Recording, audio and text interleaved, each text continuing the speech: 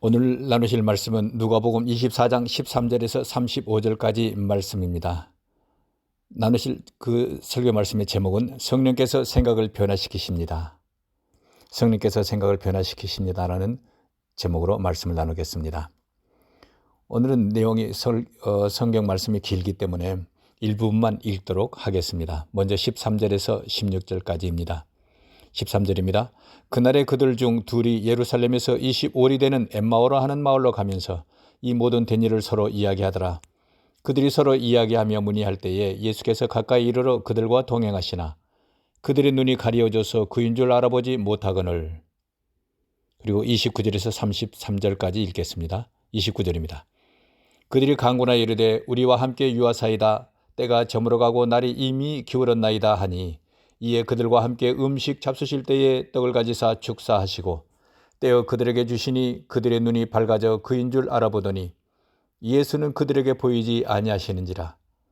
그들이 서로 말하되 길에서 우리에게 말씀하시고 우리에게 성경을 풀어주실 때에 우리 속에서 마음이 뜨겁지 아니하더냐 하고 곧 그때로 일어나 예루살렘에 돌아가 보니 11제자 및 그들과 함께 한 자들이 모여 있어. 아멘. 한국에 있는 어느 목사님 간증입니다. 이분은 교회 개척을 여러 번 했는데 모두 실패를 했답니다. 그래서 마지막으로 버스 종점 근처에서 마지막 개척교회를 시작하자 그렇게 해서 시작을 했답니다.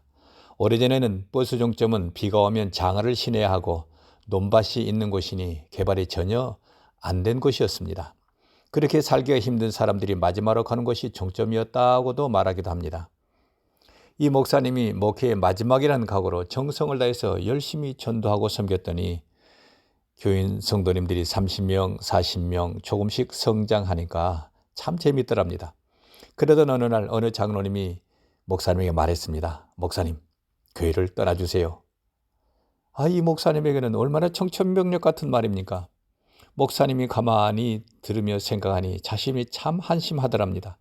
그래서 말하기를 장로님, 저는 교회를 몇 번 실패해서 종점까지 온 종점 인생입니다. 더 이상 갈 데가 없습니다. 그러니 저를 봐주셔서 장로님이 교회를 떠나주세요 그랬답니다. 교회가 그런 위기들을 거쳐서 지금은 수만 명이 모이는 한국을 대표하는 대형교회가 되었습니다.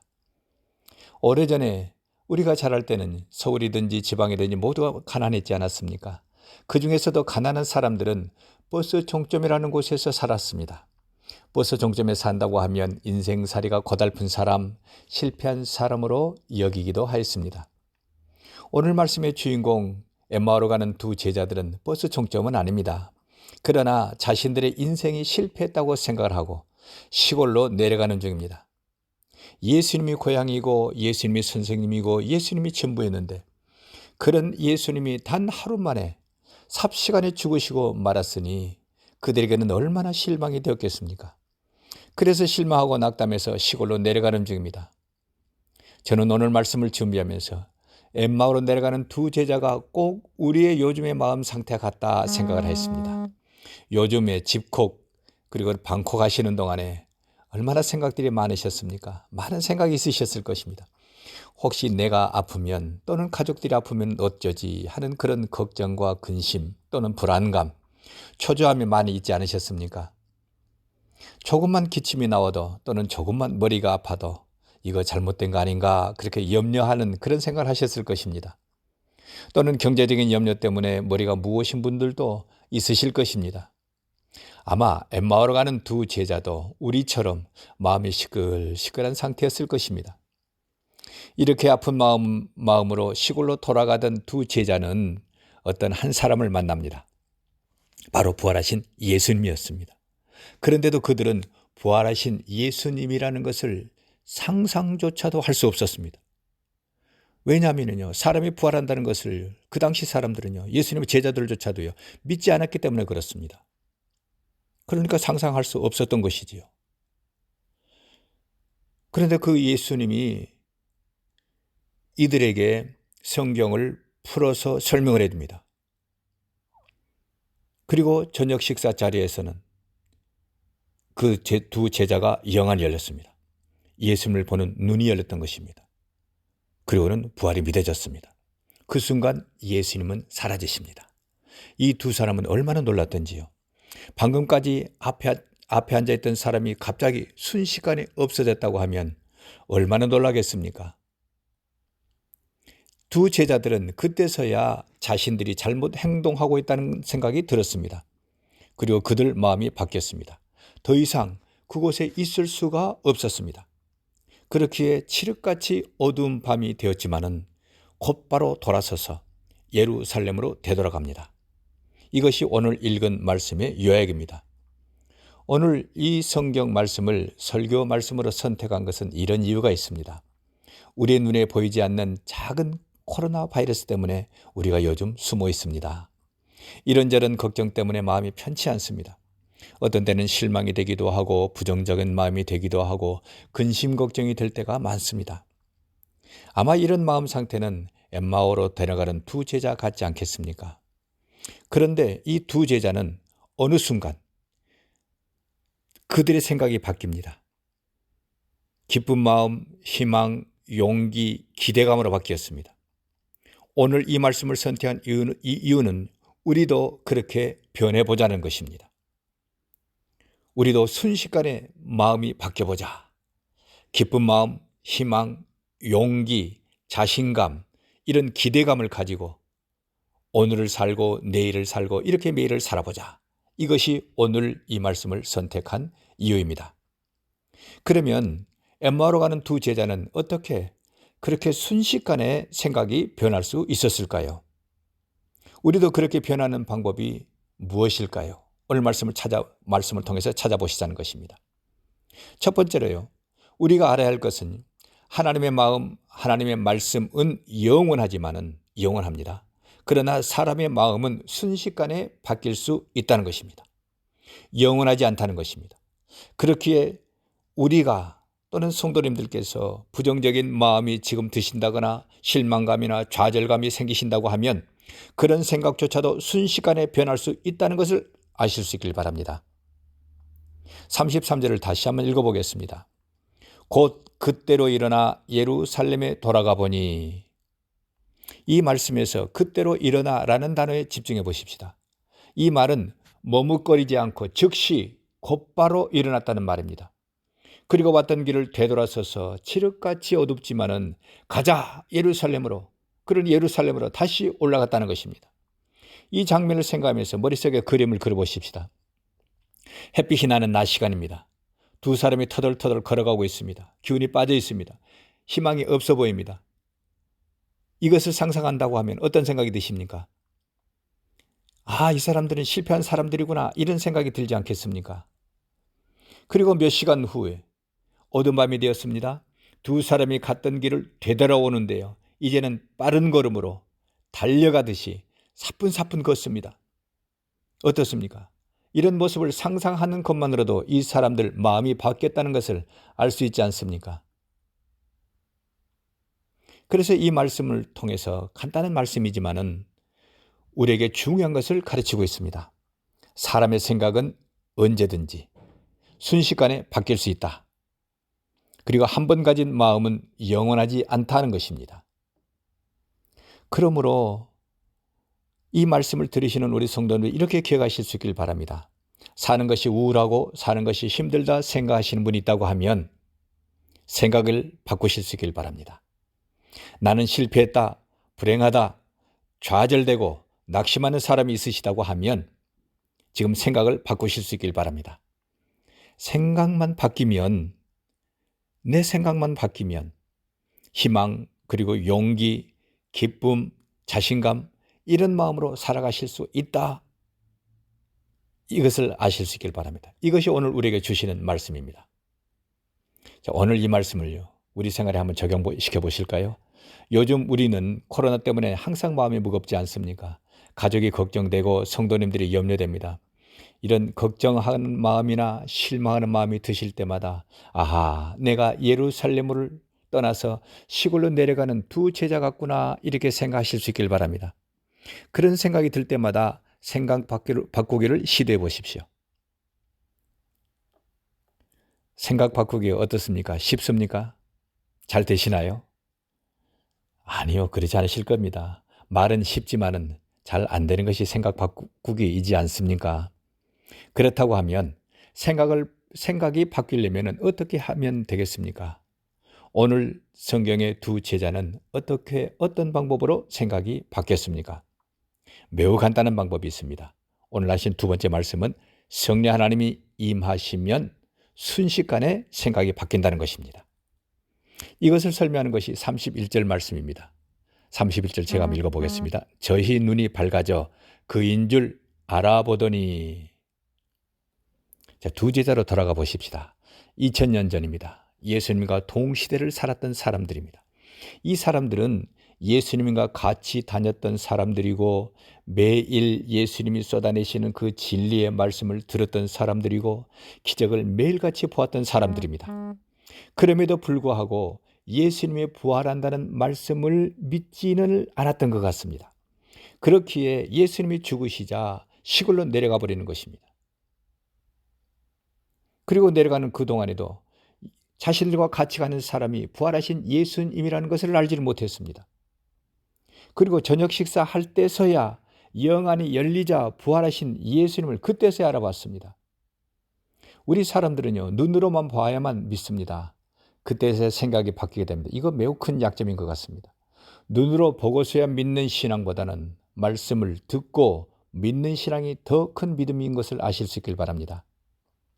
우리가 주목하려고 하는 것은 영안이 열렸다, 예수님이 살아지셨다 하는 이런 신비한 것에만 관심을 갖는다는 것입니다. 그때서야 성령께서 역사하신 것으로 알고 있다는 것입니다.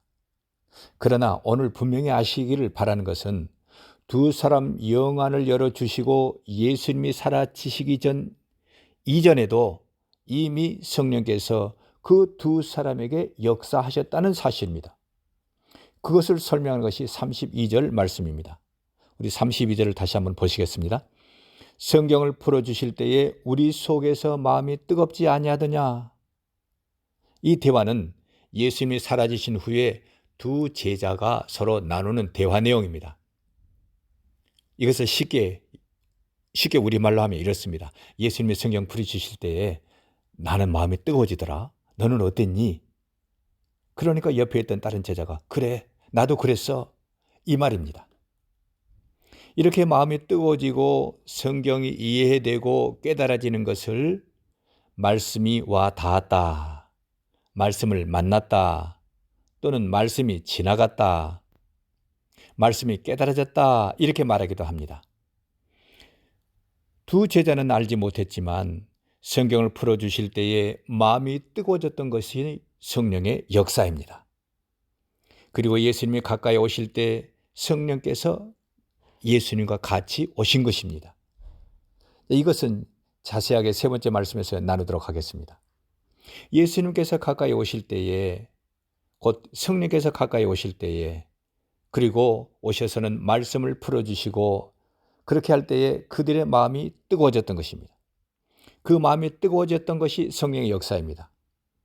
그리고 영안이 열려지는 것도 성령의 역사입니다. 그렇게 성령께서 역사하시자 지금까지 자신들 마음을 누르고 있었던 그런 절망감, 좌절, 실패했다는 그런 실망감이 사라졌습니다. 대신 희망과 기쁨과 기대감으로 순식간에 그들의 생각이 바뀌었던 것입니다. 이것이 오늘 우리에게 주시는 중요한 메시지입니다. 오늘 말씀에서 성령의 역사하심이 다양하다는 것을 말하고 있는 것입니다. 많은 사람이 성령의 역사를 이해하기를 방언이나 진동이나 또는 어떤 기적 같은 치유나 예언이나 이런 신비한 것들만 성령의 역사로 생각한 분들이 많습니다. 저도 그렇게 이해할 때가 있었습니다. 그러나 오늘 말씀에서는 성경을 풀어주는 설교를 들으실 때 또는 성경을 읽으실 때 마음이 뜨거워지고 또는 그 말씀들이 이해되어지고 그리고 깨달아지는 것, 또 때로는 이 말씀과 저 말씀, 저 성경이 서로 연결되어서 이해되어진다고 하면은 이것 또한 성령의 역사라는 것을 말하고 있습니다.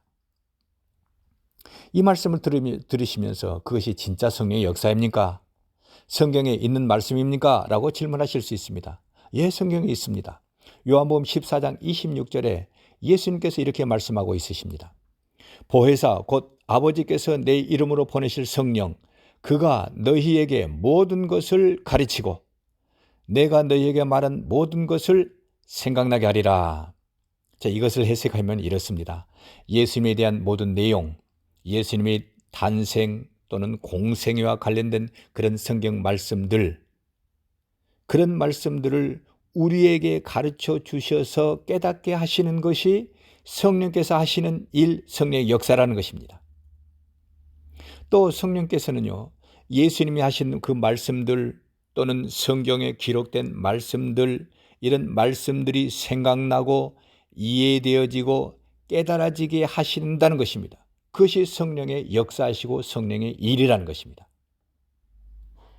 이 말씀을 오늘 두 제자에게 적용시켜 본다고 하면 부활하신 예수님 곧 말씀을 만났을 때에 성령께서 그들 마음속에 역사하셔서 그들의 마음이 뜨거워지고 그들의 생각이 바뀌게 되었던 것입니다.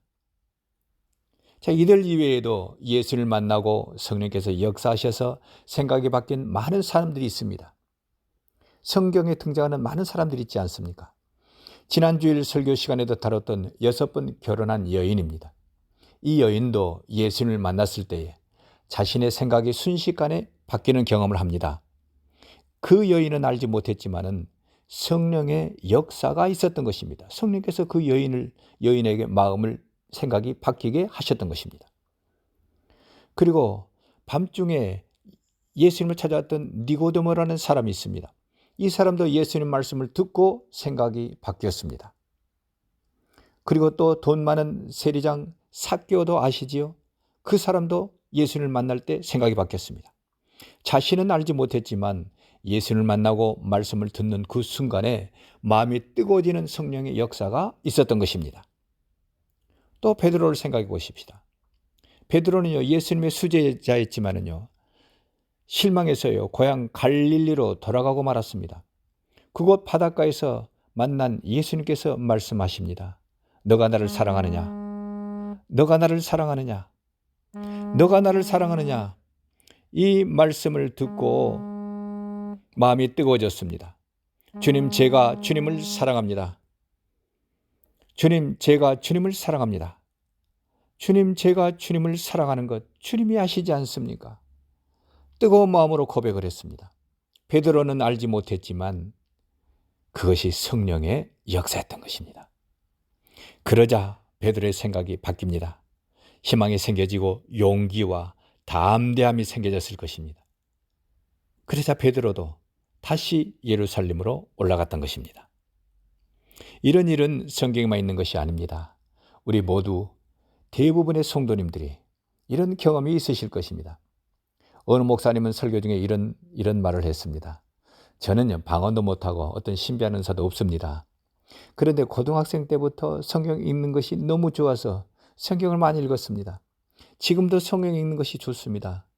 저는 이 성경 읽는 것, 성경을 읽을 때마다 마음이 기쁘고 평안한 것, 이것이 성령께서 역사하심이라고 믿고 있습니다. 라고 말했습니다. 어떻습니까? 맞습니다. 성령의 역사입니다. 오늘 읽은 성경 말씀이 그것을 말씀하고 있는 것입니다. 아마 우리 성도님들께서 그런 경험이 많으실 것입니다. 설교를 듣거나 성경을 읽을 때 또는 성경 공부할 때 말씀이 깨달아지는 경험, 그런 경험 하나하나가 성령께서 역사하신 흔적들입니다. 그런 경험을 하실 때마다 아마 생각이 바뀌셨을 것입니다. 제가 이렇게 많은 예를 들어가며 성령께서 역사하시면 우리 생각이 바뀐다는 것을 말씀드리고 있습니다. 지금 우리가 코로나 때문에 마음이 불편합니다. 때로는 부정적인 생각이 들기도 합니다. 또는 경제적인 일 때문에 근심걱정되는 일이 많습니다. 그럴지라도 말입니다. 성령께서 역사하시면 그런 마음이 순식간에 바뀌실 것입니다. 그런 부정적인 마음이 드실 때마다 예배를 드리십시오. 주님의 이름을 부르십시오. 그러면 성령께서 역사하시고 순식간에 희망의 마음, 그리고는 모든 것이 잘 될 것이라는 긍정의 마음, 주님께서 함께 계신다는 평안한 마음이 생겨지실 것입니다. 이것은 실제적인 일입니다. 실제로 실천해 보실 수 있기를 바랍니다. 실제로 하나님께서 역사하시는 것을 경험하시게 되실 것입니다. 이것을 경험하시는 모든 성도님 되시기를 예수님 이름으로 축복을 드립니다. 그리고 세 번째로는 오늘 나누실 세 번째 말씀은 성령의 역사는 주님 이름을 부를 때에 나타나시고 역사하신다는 것입니다. 자, 다시 한번 말씀드리면요. 성령의 역사는요. 성령께서 일하시는 것은 우리가 주님의 이름을 부를 때에 주님께서 나타나시고 역사하신다는 것입니다. 자, 이것은요. 매우 중요한 것이지만 우리가 잊고 사는 말씀이기도 합니다. 자, 13절, 14절, 15절을 한번 다시 보시겠습니다. 그날에 그들 중 둘이 예루살렘에서 25리 되는 엠마오라 하는 마을로 가면서 14절입니다. 이 모든 된 일을 서로 이야기하더라. 15절입니다. 그들이 서로 이야기하며 문의할 때에 예수님에 대한 이야기를 서로 나눴다는 것입니다. 그때 예수께서 가까이 이르러 그들과 동행하셨다. 이렇게 말하고 있습니다. 두 사람이 예수님의 죽으심 그리고 부활, 예수님이 베푸셨던 그런 기적들, 그런 예수님에 대한 모든 이야기들을 서로 나누고 있을 때에 예수님이 가까이 오셨다는 것입니다. 그럼에도 그들은 예수님이신 것을 알아보지는 못했습니다. 매일같이 같이 따라다니고 그리고 자신들이 그렇게 흠모하고 따랐던 그 예수님조차도 자신들이 알아보지 못했다는 것은 우리에게요 매우 중요한 것을 가르치고 있습니다. 성령께서 내 안에 계시다는 것을 알면서도 잊고 살고 알지 못하고 산다. 이것을 우리에게 지적하는 말씀입니다. 예수님께서 분명하게 말씀하셨습니다. 볼지어다 내가 세상 끝날까지 너희와 항상 함께 있으리라. 그렇게 말씀하시고 실제로 내 안에 계시면서 역사하시는데도 우리가 그것을 알지 못하고 살고 있다 하는 것을 지적하는 말씀입니다. 이와 관련해서 중요한 것은 이렇습니다. 이들 두 사람이 예수님 이야기를 나눌 때에 예수님이 가까이 오셨다는 15절 말씀입니다.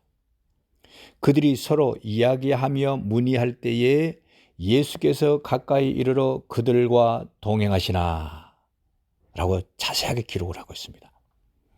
그러니까 이렇습니다. 이 말씀은요.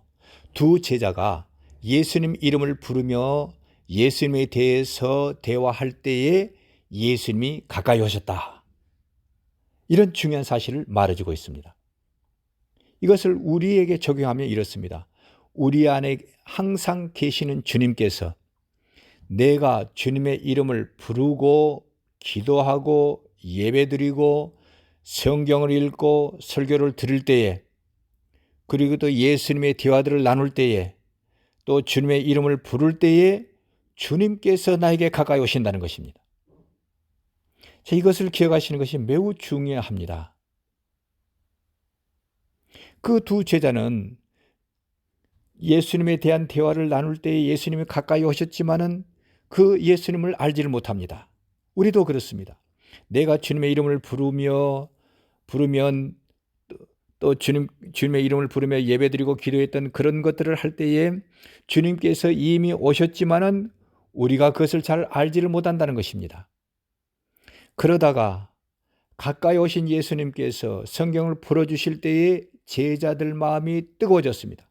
이처럼 우리도 예배드리고 주님의 이름으로 기도하고 찬송 부르고 주님의 이름으로 대화를 나누고 그렇게 할 때에 마음이 뜨거워지고 말씀이 깨달아지실 것입니다. 그리고는 마침내 제자들의 영을 열어주셨던 것처럼 우리의 영을 열어주시고 신비한 것을 보게 하실 것입니다. 저는 이 말씀을 풀어드릴 수 있어서 참 기쁩니다. 이 말씀은요, 제가 오랫동안 풀리지 않는 말씀이기도 했습니다. 주님께서 항상 우리와 같이 계시는데 왜 자꾸 주님의 이름을 부르고 주님에게 오십시오, 초대합니다 라고 말해야 합니까? 하는 그런 의문이 있었던 것입니다. 그러나 그런 의문을 오늘 말씀이 풀어주고 있는 것입니다. 내 안에 항상 계신 하나님께서 내가 어떻게 할 때에 역사하시는지 제가 다시 한 말씀을 드리겠습니다. 우리 안에 항상 하나님 계시지 않습니까? 볼지어다 내가 세상 끝날까지 너희와 항상 함께 있겠다라고 말씀하셨지 않습니까? 그 말씀이 사실 진리시기에 우리 안에 항상 계신다는 것입니다. 그런데도 왜 우리가 매번 주님의 이름을 부르고 오십시오, 초대합니다 이런 말을 해야 하느냐는 것입니다. 이것을 우리에게 명확하게 정리해서 가르쳐주는 말씀이 바로 오늘 말씀입니다. 주의 이름을 부를 때에 주님께서 우리에게 하나님 주님의 권능이 나타나시고 영광이 나타나신다는 것입니다. 그렇기에 하나님의 권능 그리고 하나님의 영광을 보시고 느끼시려고 하면 그런 마음이 드실 때마다 매일 그리고 자주 주님의 이름을 부르시라는 것입니다. 주님의 이름을 부르시는 만큼 주님께서 역사하신다는 것입니다. 자주 그리고 많이 부르시면 자주 그리고 많이 역사하십니다. 주님의 이름을 부를 때마다 역사하시기 때문에 그렇습니다. 주의 이름을 드문드문 부르신다고 하면 주님께서도 드문드문 역사하실 것입니다. 그리고 만일 주의 이름을 부르지 않는다고 하면 주님께서도 역사하지 않으실 것입니다. 이것이 오늘 우리에게 주시는 중요한 메시지입니다. 그래서 제가 성도님들이 부탁을 드립니다. 오늘 말씀을 꼭 기억해 주시기를 부탁을 드립니다. 하나님의 권능이 하나님의 영광께서 매일 자주 계속해서 나에게 나타나기를 원하신다고 하면 매일 자주 계속해서 자주 주님의 이름을 부르실 수 있길 바랍니다. 그리고 부정적인 생각이나 또는 경제적인 어떤 일이 근심이 되고 걱정되신다고 하면 또는 코로나 이런 것 때문에 두려운 마음이 드신다고 하면 그 순간에 주님의 이름을 부르십시오. 그리고 예배 드리십시오. 주님의 이름을 부르시면서 기도하시고요. 주님의 이름이 들어가 있는 찬송을 들으십시오. 그리고 입으로 흥얼거리며 찬송을 하실 수 있길 바랍니다. 그러면 주님의 권능이 하나님의 영광께서 나타나실 것입니다. 그리고 나의 생각을 부정적인 생각을 실패했다는 그런 생각을 또는 실망되고 좌절되는 그런 생각을 순간적으로 바꿔버리실 것입니다. 이것을 꼭 기억하시고 실천하시기를 부탁을 드립니다. 이제 말씀을 마치려 합니다. 요즘 우리는 눈에 보이지 않는 바이러스 때문에 집에만 있어야 합니다. 어떤 분들은 이것을 집콕이라고 하더군요. 세상에 이런 일도 있을 수 있다 하는 것을 우리가 요즘 절감하고 있습니다. 앞으로도 모르겠습니다. 또 이런 일이 또 없기를 바랍니다. 그런데요, 저는 이런 기회에 이런 생각을 하였습니다. 이런 기회에 우리는 혼자서 예배 드리는 것에 연습하면 좋겠다 이런 생각을 하였습니다. 그리고 아마 성도님들께서도 혼자 예배 드리는 것에 익숙해지셨을 것이라고 생각이 됩니다. 자, 그런데요, 우리가 예배를 드려도 예배 드릴 때는 마음이 기뻐지고 평안하지 않습니까? 마음이 가벼워지지 않습니까? 그런데 그 마음이 계속되시던가요? 아니요, 저는 그렇지 않더라고요. 예배 드렸음에도 불구하고 조금 있다가요 다시 근심되고 걱정되고 염려되더라고요. 더군다나 우리 교회에서는요 열람분들이 많으시지 않습니까? 그래서요 저는요 더더욱 그런 것 같습니다. 아마 성도님들께서도 그런 마음이 드시지 않을까 싶습니다. 그렇기 때문에요 저는 그런 마음이 들 때마다 다시 주님의 이름을 부릅니다. 다시 기도합니다. 아마 우리 성도님들께서도 그러시리라고 생각이 됩니다. 그렇기 때문에 저는 이런 기회, 이런 상황이 우리가 신앙이 성장하는 그런 좋은 기회가 될 수도 있겠다 이렇게 생각하는 것입니다. 그래서 제가 이런 생각을 합니다. 우리 신앙이 성장하려면 이번 기회에 두 가지가 익숙해지시면 좋겠습니다. 첫 번째로는 홀로 예배드리는 것에 익숙해지실 수 있길 바랍니다. 잠자리에서든지 어디에서든지 간단한 복장으로도 괜찮습니다. 이미 매일 그렇게 하실 줄 압니다. 그러나 오늘 말씀대로 매일 그리고 더 자주 예배 드리실 수 있기를 바랍니다. 마음이 불편할 때마다 근심 걱정될 때마다 예배 드리실 수 있기를 바랍니다. 예배 드릴 때마다 하나님의 권능이 나타나실 것입니다. 우리가 방금 지금까지 쭉 말씀을 나누지 않았습니까? 예배 드리실 때마다, 주의 이름을 부를 때마다 주님의 권능이 나타나시고 하나님의 영광께서 나타나실 것입니다. 그렇게 되시기를 예수님 이름으로 축복을 드립니다. 그리고 설교를 들으시는 분 중에서 나는 신앙이 없다, 어떻게 하면 신앙이 자랄 것인가 고민하는 분이 있으시다고 하면 매일 그리고는 자주 예배를 드려보십시오. 실제로 예배를 드려보십시오. 하루 이틀만 그렇게 해보신다고 하면 어느덧 아마 내 신앙이 자랐다, 내가 하나님을 체험했다라는 말을 하시게 되실 것입니다. 꼭 실천해 주시기를 당부드립니다. 어려운 때일수록 성령의 역사하심이 강력합니다.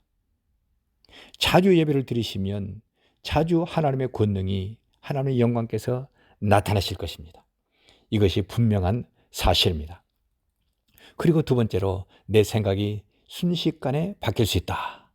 부정적인 생각이나 근심, 걱정, 염려, 두려움, 이런 생각들도 성령께서 역사하시면 순식간에 바뀐다. 기쁜 마음, 평안, 희망, 기대감으로 변한다. 이것을 체험하시는 이번 기회가 되실 수 있기를 바랍니다. 어떻게 할 때 생각이 바뀌는지는 제가 잘 설명을 드렸습니다. 간단하게 말씀 다시 드린다면 성령께서 역사하시면 생각이 바뀝니다. 그러므로 여러 가지 일로 염려되고 근심되고 또 걱정되신다고 하면 예배 드리십시오. 성경을 읽으십시오. 기도하고 찬송을 하십시오. 그러면 복이신 하나님께서 우리에게 임하실 것입니다. 금방 순식간에 마음이 밝아지실 것입니다. 희망이 생겨지고 기대감이 생겨질 것입니다. 하나님께서 역사하셨기 때문입니다. 이런 실제적인 신앙을 이번 한 주간 동안 체험해 보시기를 예수님 이름으로 축복합니다. 그리고 성도님들 가정가정마다, 자녀들 가정가정마다 성령의 불담으로 지켜주시기를 예수님 이름으로 축복합니다. 하나님의 생기가 우리 성도님 각 사람에게 임하시고, 그리고 자녀분들에게 하나님의 생기가 각 사람에게 임하셔서 명령력이 강화되고 더욱 건강해지시기를 예수님 이름으로 축복합니다. 기도하시겠습니다. 사랑과 은혜가 풍성하신 하나님, 저희가 답답한 중에 있습니다. 모든 염려를 내게 맡기라 하셨사오나 주님, 저희가 근심하며 염려하며 두려워하고 있습니다. 주님, 죄송합니다. 회개합니다. 주님, 저희가 들어올 때마다 근심 걱정될 때마다 주님께 예배드리겠습니다. 제가 예배 드릴 때마다 주님 임하여 주십시오. 그래야 저희 생각이 바뀌고 마음이 바뀌게 하여 주십시오. 주님, 나라가 저에게 임하여 주옵소서. 주님, 이 바이러스를 속히 소멸시켜 주시기를 간절히 원합니다. 하나님께서만 이 사태를 스톱시키실 수 있습니다. 주님, 역사하여 주옵소서. 미국을 지켜주시고 LA를 지켜주십시오. 의사와 간호사, 그리고 이 일에 헌신하는 모든 분들을 성령의 불담으로 감싸 주십시오. 주님, 우리 성도님 한 분 한 분을 지켜주시기를 간절히 원합니다. 우리의 자녀들도 지켜주시기를 간절히 기도합니다. 성령의 불담으로 한 분 한 분을 감싸 주시어서 어떤 바이러스도 침투하지 못하도록 막아 주옵소서. 또한 성도님 한 분 한 분에게, 우리 자녀 한 명 한 명에게 하나님의 생기를 부어주시기를 원합니다. 그래서 우리 모두가 더욱 강건키를 원합니다. 하나님, 역사하여 주십시오. 우리 모두가 한 분도 다치지 않고 밝은 얼굴로 다시 만나는 날을 고대합니다. 주님, 간절히 빕니다. 역사하여 주십시오. 주님, 역사하여 주옵소서. 우리 주님 예수님 이름으로 간절히 기도하옵나이다. 아멘.